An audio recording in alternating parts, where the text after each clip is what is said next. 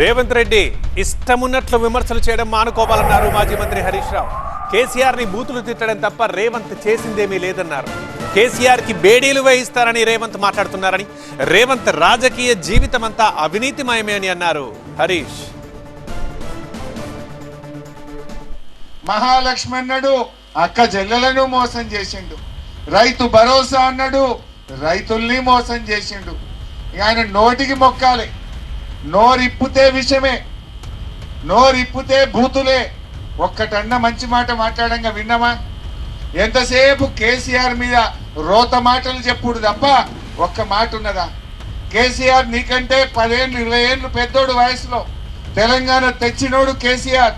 ఆ కేసీఆర్ని పట్టుకొని ఆ రకంగా మాట్లాడొచ్చు నా చెల్లె? ఏం మాట్లాడతాడు? లాగుల తొండలు ఇస్తా అంటాడు, పేగులు మెడలు వేసుకుంటా అంటాడు, కళ్ళ గుడ్లుడ వీక్తా అంటాడు, చేతులకు బేడీలు వేస్తా అంటాడు. ఇదా మాట్లాడే మాట? అసలు నీకు ఆనాడు దొంగ నోట్లతోని నోట్ల కట్టలతో దొరికిన రేవంత్ రెడ్డికి ఆనాడే బేడీలు వేసి ఊరేగించేది ఉండే.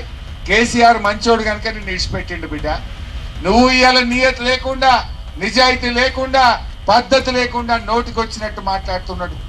నీ బతికే విషయం. నువ్వు పెయింటరు, గోడలకు సున్నాలు వేసుకునే రేవంత్ రెడ్డి, పెయింటర్ నుంచి పొలిటీషియన్ దాకా అంతా నీ బతికే అవినీతిమయం. నీదంతా మోసం. ఇవాళ ఎక్కడో రంగారెడ్డికి పోయిండు, ఆడంటుండు గాడిదలకు ఓటేయొద్దట, గాడిదలకు ఓటేయొద్దంటు. నిజమే, నిజమే రేవంత్ రెడ్డి, కరెక్టే చెప్పినావు. నీకు నీ గాడిదకు నీకు ఓటేసిన పాపానికి తెలంగాణ ప్రజలు ఎందుకేసినవురా ఈ గాడిదకు అనుకుంటున్నారు. ఇక మళ్ళీ ఏవురా ఈ గాడిదకు అనుకుంటున్నారు.